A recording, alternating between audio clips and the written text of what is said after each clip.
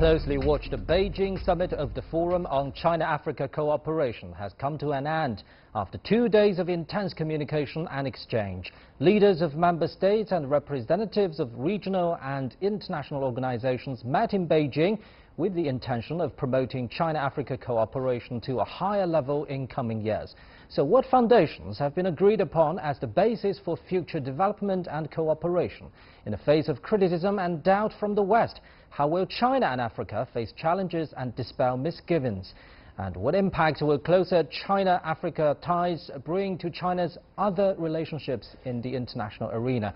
To discuss these issues and more, I'm happy to be joined in the studio by Mr. Liu Guijing, former Chinese ambassador to Zimbabwe and South Africa, and Mr. Walter Rigu, Managing Director of Kamal Group. That's our topic. This is Dialogue. I'm Pan Deng.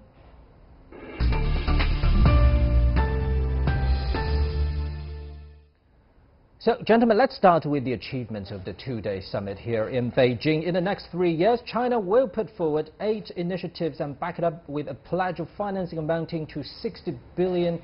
So, Ambassador, give us a sense of this number, $60 billion. Is it big enough to reach all those consensus and goals reached at this time's summit in Beijing? Well, Africa has been constrained by 3 bottlenecks. One of it is lacking of infrastructure. So China has been constructively engaged in this area to work together with the African countries to put more infrastructure on the ground. Well, 60 billion is something, but it cannot satisfy all the demands and needs of Africa. But it can play an important role in working together with Africa and African Union. You know that Africa as a continent has, each African countries has a lot of differences in their level of development, in their infrastructure need, in their culture. That is diversified continent. So this infrastructure, infrastructure building initiative launched by China to satisfy all the demands of Africa is need high-level planning and need discussions on bilateral basis under the framework of FOCAC. I think that will go a long way in helping the continent in addressing its infrastructure problems. Of course, Africa needs more partners, and also we welcome Western countries and other countries do not pay their lip services, but to put some real things on the continent to help Africa. Things that Africa welcome definitely will be welcomed by China. So that is what we mean, the community of shared future. Mr. Rigu, you attended the whole summit all through the way. What's your main takeaway from the vibe and achievement of the summit? First of all, I think this summit was very positive. I attended the last summit in Johannesburg and the last one in Beijing, and I think there's been a big shift from FOCAC 3 years ago and 6 years ago. Tell us more about this shift. Yeah, and the shift actually, what has happened to me from when I look at what has happened is that China is actually listening to Africa more, because everybody is going to be focused on this 60 billion figure. But 3 years ago, it was still 60 billion. What is the big difference between now and 3 years ago? I think if we dig deeper and look at what this 60 billion is composed of, is very interesting. And one thing I'd just like to point out, for instance, is the trade financing. Now there's an element that has been added to the 60 billion, which is trade financing, which means that Chinese companies that will import African products can now get trade financing from China. This means that, you know, the Chinese companies have no option but to import. You're already given the money, so there is no longer an excuse. And this will only help to improve one issue which has been constantly raised, is that China needs to open the markets, China needs to be more open to African exports. So the Chinese government has listened and they have added this trade financing, which is very interesting for me. So talking about trade, what do you make of the current trade structure between China and Africa? Is it complementary, or is there anything needs to be further improved? Of course, there's much room for improvement. I think to understand China-Africa trade, you have to understand China domestically. And the China of 10 years ago is not necessarily the case now. 10 years ago, China was focused a lot on investment in fixed assets. And when you focus on investment in fixed assets, the economy demands a lot of raw materials. So at that time, China's engagement with Africa was mainly focused on resources. And that's because the Chinese economy needed it. But now the Chinese domestic economy has shifted. For instance, China wants to cut over 100 million tons of steel capacity. This means that all the resources that are being imported to cater for this demand are no longer needed. Chinese economy now is going to be focused on domestic consumption. The Chinese middle class is expanding. All these people have different tastes. They need to import. And for instance, the example I'd like to give is that, something as simple as South African wine. 10, 15 years ago, nobody knew about it. The increased imports is more than 30 to 40% in the last few years. So yes, the structure of the China-Africa trade is still heavily tilted towards raw materials, which is not ideal. But as China changes domestically, the China-Africa trade also is changing as a consequence. So let's talk about this from a historical perspective, Ambassador. Ahead of this summit, you said, and I'm quoting, "Our policies have been very consistent. We build on past success and move ahead." How would you characterize a past success? And by saying move ahead, what exactly is the destination? Yes, because the experiences of past access are very important, but they need to be adapting to the changing situation. That's why, as our colleague just correctly put, that there are a lot of shifts and fine-tunings. But the basis for that shift is the development of the change of the situation in both Africa and China. This FOCAC meeting in Beijing focuses more on the industrialization kind of initiative, and focus more also on capacity building. Capacity building is a really important area. So it mainly consists on two major areas. One is to exchange our experiences in development and to share that successful stories between China and Africa, and for good governance and for poverty reduction. And China is more than willing to exchange our experiences in poverty reduction in those areas. And another area for Africa which is important is lacking of skills and technologies. So that's why within FOCAC platform, the Chinese government is going to provide more scholarships, 50,000 or something, and training opportunities, another 50,000. And also the priority will be to creating more jobs and exchanges between the youths. That is why to invite 2,000 youths from Africa to visit China to deepen mutual understanding and for the future cooperation of China. And we'll be talking about people-to-people exchanges Yes. later in the program. But having said that, you're saying that earlier financing models or projects are all a success. So there is no debt trap for Africa? Yes, you know, the form of cooperation between China are mainly from government to government. The forms are mainly kind of for ODA or foreign aid, what is termed. But now more and more, the Chinese entrepreneurs and businesses are playing more important role. China gives certain soft loans to Africa, but those loans are used for infrastructure, for productive activities. So that will in return enhance Africa's debt continuity, sustainability, and to enable the continent to be more capable to pay back the debts. I think that is some differences between China's way of giving soft loans and other countries, maybe in a sense. Mr. Rigoud, do you think there is any debt trap for Africa from China? I think the debt issue, like I've said before, it depends on country-by-country basis. I think the minister from Djibouti, he put it the best. He says everybody recognizes that Africa has a financing gap. China is one of the alternatives. If not China, who? And that's really the question that countries need to pose to themselves. China is offering one solution, right? So if people are going to criticize it, then you need to have something else to replace it. And so far, multilateral institutions such as the World Bank still continue to hold a majority of the debt But there are over 50 countries on the continent with a very large financing gap. So how will this be solved? That is the real question that people should be examining. So do you think there's a kind of unified and a mainstream public opinion regarding China's increasing involvement in Africa's development?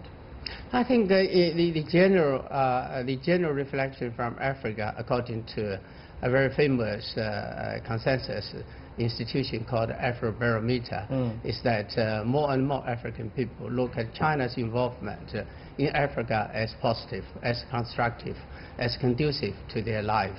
I think that's one of the evidences to show that China's involvement in Africa is welcomed by African people, basically. But of course, there are a lot of room for further improvement and to make sure that the grassroots people Talking will about improvement in what particular regards? You know, this FOCAC starts to address the areas which needs to be improved.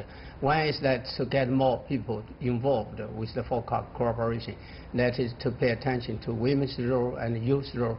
Another area is that the capacity building in Africa is an important one, and China will give more inputs on that area. And also the projects which are directly linked to people's livelihood will be also be the priority. Though the projects might be small, but they are important to the daily life of the people. Well, infrastructure, of course, remains an important area to connect the African continent, but more and more to lean on areas which are directly linked with people's life and job creation and technical transfer and capacity building. What's your take on this, Mr. Reader? No, I think, looking at the macro, I think the impact of China has been generally positive. But we should not kid ourselves and think that everything is going smooth. But for me, like I said, what made this FOCAC different from the last FOCACs is that I've actually seen a change. And like I mentioned, one of these changes is that China seems to actually be listening to what the African side is saying. And one example I would give, for instance, is the issue of ivory. The issue of ivory, China was the biggest market for ivory. The African side made a lot of complaints about this. The Western side also added their voice to it. And as you see, the result was that China imposed a ban on the ivory. If you look at the things that have been achieved in this FOCAC, like I said, compared with the 2015 FOCAC, it has shifted. For instance, there has been more emphasis on peace and security. There has been more emphasis on environmental protection. There has been more emphasis on capacity building. These things do not necessarily exist in the FOCAC of 2012, which shows that FOCAC itself is evolving. I think for me, the China-Africa relationship, the way it's moving forward is like the Chinese saying, you know, which basically means, you know, we're crossing the river by feeling the stones. Right. We should not expect everything to be perfect, but we should learn from the mistakes. And I think for the most part, China has done this. And just one thing I would like to add is that what I've seen different from this FOCAC than the previous FOCACs is that there has been a lot more involvement from the business sector, especially from the African side. There were a lot more companies that came to China this time than, you know, in 2012. There were a lot more companies here than in 2015 in Johannesburg. So that shows the relationship is changing. And for me, it is interesting because I can meet companies from South Africa, from Namibia, from Mozambique, from Benin, from Guinea. And if the FOCAC didn't exist, the chance of me meeting those companies and, you know, for us to conduct business throughout the continent would not be possible. So, Ambassador, when you have a larger and larger investment and cooperation with a particular part of the world, you need to think about risk management. We earlier mentioned this debt trap term sensationalized by some Western media, but we also know that there's another term, new colonialism. That's a non-issue. We're not going to dig into it, but should China be very serious in preparation for Western hampering in China-Africa cooperation? Well, yes. You know, the risks for China-Africa cooperation do exist, and a lot of blah blah and noises, you know, from the Western media or politicians are there. And the Chinese companies cannot wait till everything become perfect, because and that will be too late. And though there are certain risks, but there are a lot more opportunities. And risks and opportunities are always linked together. More risks, maybe more opportunities. The Chinese entrepreneurs, private business people need to grasp this opportunity. Of course, on the Chinese government side, it needs to do more in address the investment risk problems. That's not kind of easy thing, but we can do it through the market operation. That is for Chinese companies to invest in Africa. When they calculate the cost of the investment, they should put the risk as one of the costs and try to adopt certain measures, try to mitigate the impact of the risks, and also buy insurances in order to avoid certain losses when things are getting worse or their business are influenced negatively.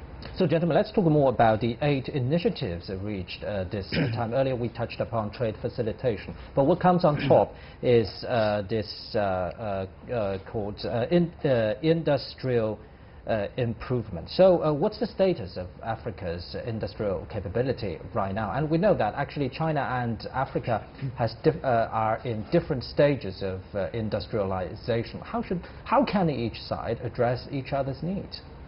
Yeah, I think the issue of industrialization has been put on the forefront of this FOCAC, not only by the African Union, but each individual country.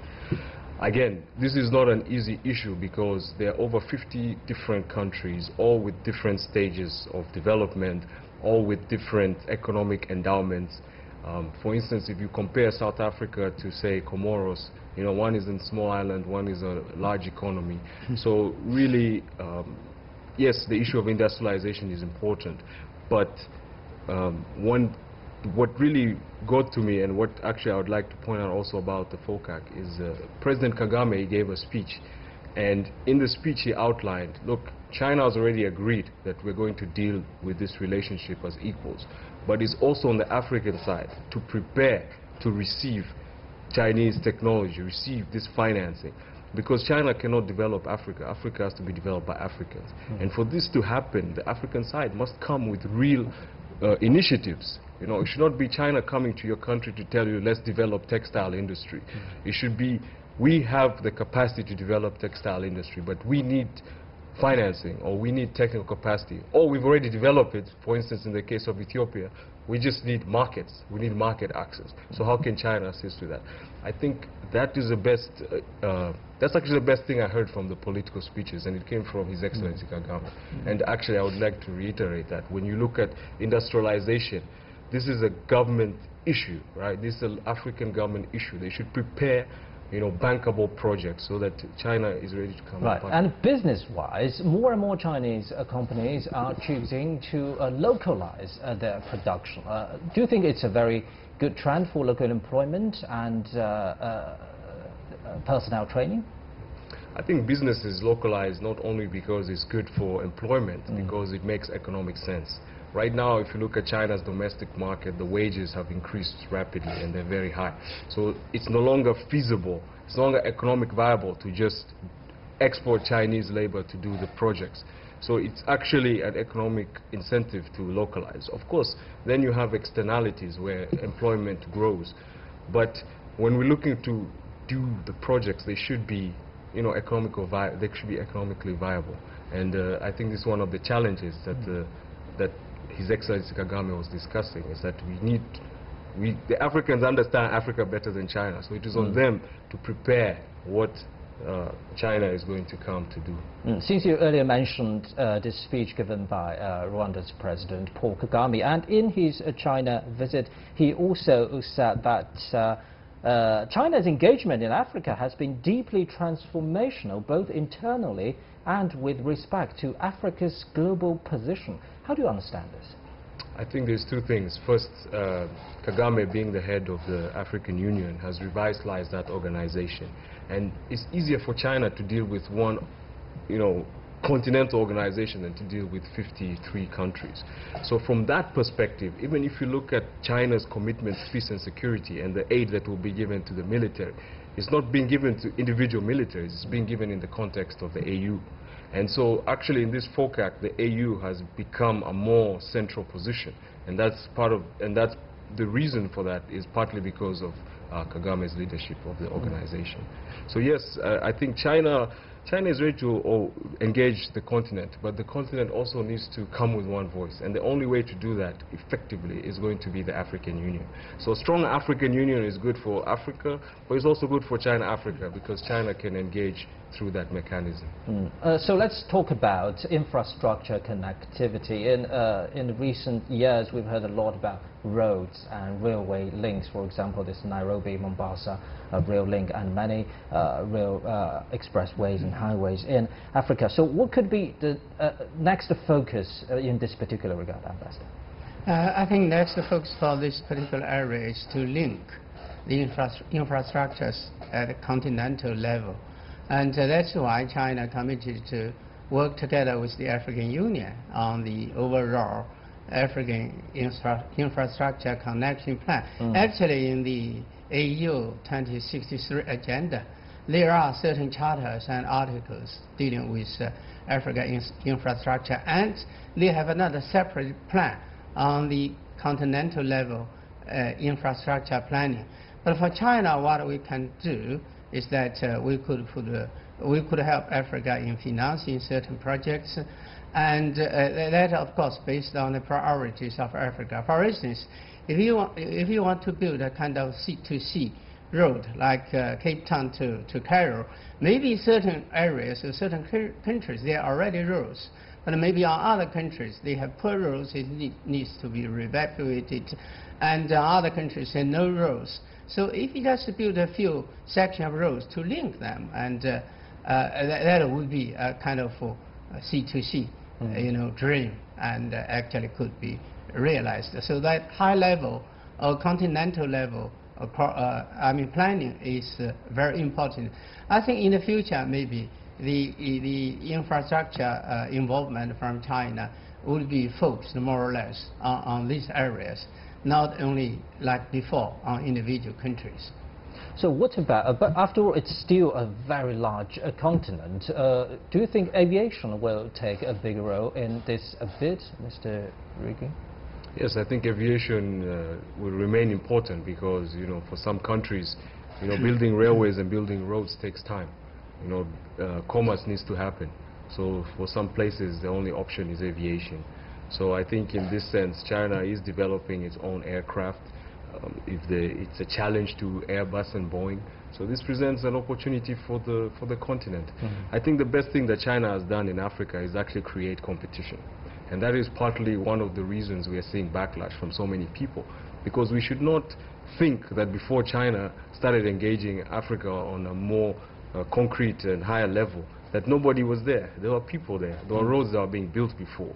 Right? There were mines that were being mined before, but they were being done by other people. Now China comes with a different model with different ideas. It creates competition, and as with any market, if there's competition, of course there will be negative and positive voices. Yes. And talking about infrastructure, what do you think the relationship between this newly reached China-Africa Infrastructure Cooperation Plan and the Belt and Road Initiative, which already extends massively on continent B? Yeah, I think they're tightly linked because Belt and Road extends across the globe. It's not only focusing on one country. And also the infrastructure initiative in FOCAC is also not just focusing on one country. There was a lot of emphasis on regional infrastructure. So I think they're going hand in hand. And like the Chinese say, if you want to be rich, you need to build a road. Ambassador, let's talk about green development, which is also another focus of this year's summit achievement. So many are saying that industrialization will be followed by pollution. And do you think there's already a way out of this centuries-old dilemma in Africa? Green development is really an important area, and that has already drawn attention in Johannesburg, the FOCAC Summit. And one of the 10 plans is for just focus on this area. Now in the new major aid initiatives and green development also occupied a priority area. So I think when Africa, well, it's better not to follow, I mean, the way China has done, that is polluted our country first, then try to put a lot of money to address the issue. But at the beginning of the reform, so people of my age were pretty clear that there are a lot of voices, a lot of policies also concerning. We realized that we were aware about that. By that time, China was still, could not produce enough to feed our stomach. But though you are talking, such kind of environmental protection, but people or local government did not pay real attention to that. But now Africa has to avoid that kind of old roads taken by China, by all the developed countries. But that is not that kind of easy thing. But for us, for the Chinese government, for the FOCAC platform, and we from the start will be very strictly and very clear that all the industries, manufacturing sectors from China to be transferred to Africa could meet the environmental protection criteria in Africa. That is the minimum request. But to develop industry and try to avoid, try to have zero pollution is really, a kind of thing you cannot realize that. Now let's talk about people-to-people exchanges. I just checked your company's website, Mr. Rigu. Many of your employees have the experience studying in China's higher education system. They're from Africa. What difference do you think that kind of experience can make? Yeah, I think China offers a good, it's a good example of how to do things, but also it's a good example of how not to do things, right? And I think we really need to study both. And I think the positive part is that they understand, for instance, the importance of hard work, the importance of the markets. We are export-focused organization. We do not only look at one company. We are trying to understand how we can leverage on China's advantages in terms of technology, in terms of capital, in terms of human capital, right? At the same time, for issues like pollution, like I said, China offers a good example of not what to do. But what was available to China 30 years ago is not necessarily what is available to Africa today. There's better technology for solar, there's better technology for wind, and if these kind of products can be packaged in an economic way, I think the continent can see a lot of benefit.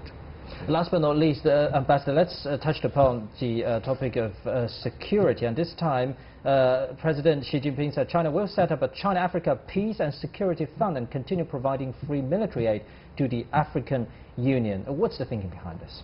Well, in recent years, China has paid much more attention to peace and security issues in Africa. And this is also the request from the African leaders to get China more positively engaged in this area. Now China has interests everywhere in Africa, and a lot of Chinese business people, a lot of investment there, tourists, students who are studying there in African countries. The armed conflict, so any kind of troubles there are directly affect the Chinese families, the Chinese business people as a whole. And local development also requires a political and security. Thank you very much, gentlemen, for input. And that's it for this edition of Dialogue on CGTN. I'm Pan Dong in Beijing. Bye-bye.